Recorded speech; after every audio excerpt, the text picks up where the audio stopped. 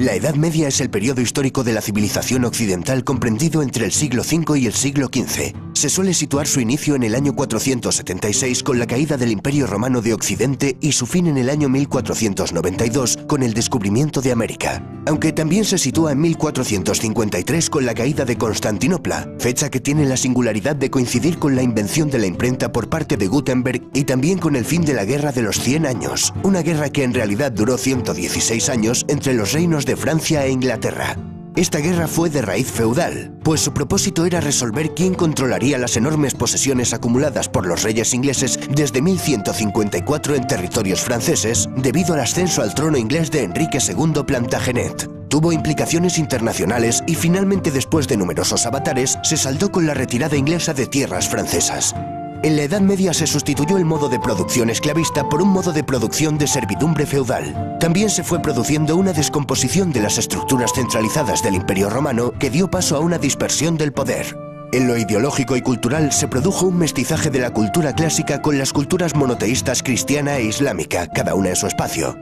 La Edad Media suele dividirse en dos grandes periodos: temprana o alta Edad Media, siglos V a X, y baja Edad Media, siglos XI a XV. Como hemos visto, la Edad Media duró unos 1000 años y en 1000 años ocurren muchas cosas. Por un lado, en Oriente tenemos la historia del Imperio Romano de Oriente, apodado como el Imperio Bizantino, con la capital en Constantinopla, donde se hablaba griego. Desde aquí se cristianizarán los pueblos eslavos como los serbios, los búlgaros y los rusos. Por otro lado, en Europa occidental tenemos a un montón de pueblos germanos, bárbaros para los romanos, procedentes del norte de Europa, que fueron descendiendo en sucesivas oleadas hacia el sur y se fueron asentando formando reinos. Estos pueblos aseguraron y fusionaron con su cultura muchos rasgos de la civilización griega y latina, adoptando el derecho romano y el cristianismo como religión oficial. En el año 620 en la Meca surge la figura de Mahoma, que crea una religión monoteísta, el Islam. A su muerte en el 632, la península arábiga era ya en su mayoría musulmana. Sus sucesores tomaron el título de califa e iniciaron una expansión territorial que llegó desde la península ibérica hasta la India. La presencia de los musulmanes como una civilización rival alternativa asentada en la mitad sur de la cuenca del Mediterráneo, cuyo tráfico marítimo pasan a controlar, obligó al cierre en sí misma de la Europa occidental durante varios siglos. Para algunos historiadores, este hecho significó el verdadero comienzo de la Edad Media. En el año 732, en la batalla de Poitiers, con Carlos Martel a la cabeza de un ejército, comienza el retroceso de las fuerzas musulmanas en Europa. El nieto de aquel Carlos Martel, Carlomagno, expandió los distintos reinos francos hasta transformarlos en un imperio, el Imperio Carolingio, al que incorporó gran parte de Europa occidental y central. Conquistó Italia y fue coronado Imperator Augustus por el Papa León III el día de Navidad del año 800. A su muerte, el imperio se acabaría dividiendo entre sus nietos. Alemania y Francia se disputan el norte de Italia. Gana Alemania, que obtiene el favor del Papa y la corona imperial. El resultado es el Sacro Imperio Romano Germánico. En el año 962, el rey alemán Otón I, llamado el Grande, es coronado emperador. Tras la desintegración del Imperio Carolingio y el fracaso del proyecto político centralizador de Carlomagno, la debilidad de los reyes se hizo evidente. Sus sucesores se vieron obligados a ceder gran parte de su autoridad a los condes y marqueses para obtener su apoyo. Para asegurarse la lealtad de estos nobles, los monarcas les entregaron tierras, los feudos. Por otro lado, las invasiones de vikingos, sarracenos y húngaros aumentaron la inseguridad general, lo que obligó a los reyes a encomendar a los nobles la defensa de sus territorios. Nace la figura del caballero. El feudalismo alcanzó su madurez en el siglo XI y tuvo su máximo apogeo en los siglos XII y XIII. Su cuna fue la región comprendida entre los ríos Rin y Loira, dominada por el Ducado de Normandía. Por feudalismo entendemos al sistema basado en una serie de lazos y obligaciones que respaldan compromisos generalmente militares entre un hombre libre, el vasallo, y otro hombre libre en situación superior, el señor. El vasallo juraba fidelidad a su señor y se comprometía a cumplir determinadas servidumbres, principalmente de auxilio militar y consejo político, auxilium et consilium, recibiendo como contraprestación un beneficio, habitualmente el control y jurisdicción sobre la tierra y la población de su feudo o señorío. A esto se conoce como vasallaje. El vasallaje se confirmaba a través de dos ceremonias, el homenaje y la investidura. La posibilidad de que un vasallo tomara bajo su protección a su vez a otros hombres que pasaban a ser sus vasallos estableció una red piramidal de relaciones vasalláticas. Al final del vídeo veremos cómo era la típica pirámide de una sociedad feudal.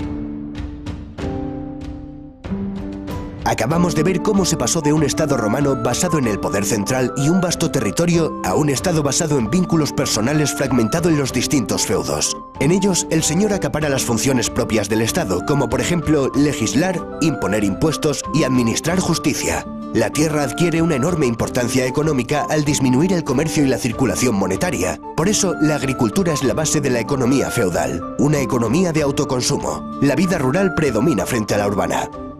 Un feudo característico se componía de una aldea rodeada de terrenos para cultivar, protegida por un castillo regentado por un señor. A este castillo también se le denominaba burgo. Por extensión, se aplicó el nombre de burgo a las poblaciones que se desarrollan en torno a estas construcciones. Así surgieron las grandes ciudades medievales.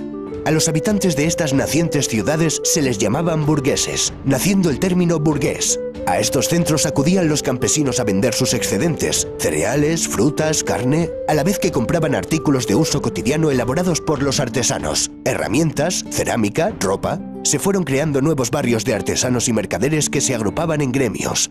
Fue en estas ciudades donde nació el estilo gótico, una evolución del románico. Estas ciudades vieron el levantamiento de prodigiosas catedrales. Chartres, París, Colonia, León o Burgos se cuentan entre las obras arquitectónicas más extraordinarias que ha construido el hombre. También las ciudades vieron el nacer de las universidades, como las de Bolonia, Oxford, Cambridge, Salamanca o París. En ellas se aprendían las 7 artes liberales compuestas por el trivium, gramática, lógica y retórica, y el quadrivium, geometría, astronomía, aritmética y música.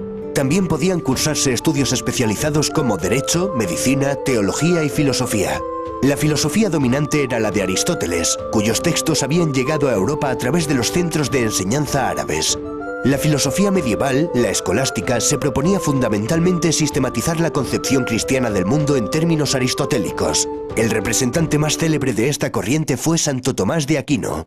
Catedrales majestuosas, universidades... Vaya, parece que la Edad Media no es esa época oscura que siempre nos han querido vender. Y todavía no hemos mencionado los monasterios. Los monasterios también fueron islas de civilización. De ellos no solo emanaba espiritualidad, cultura y cristianismo, también fueron los que introdujeron la roturación de los bosques, beneficiosos inventos como la buena cerveza o maravillosos remedios naturales. Pero los monasterios fueron fundamentalmente grandes escritorios donde se salvaron, copiaron y conservaron los manuscritos que hemos heredado de la antigüedad.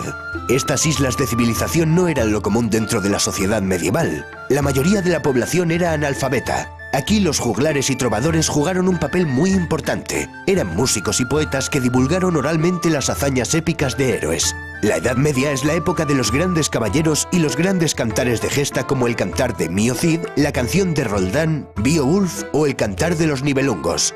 Estos poetas también nos hablaron del amor cortés que expresaba el amor de forma noble, sincera y caballeresca. El mayor ejemplo lo encontramos en la historia artúrica de Tristán e Isolda. La poesía trovadoresca era sobre todo de temática amorosa, pero también podía centrarse en aspectos políticos, morales, religiosos, etc.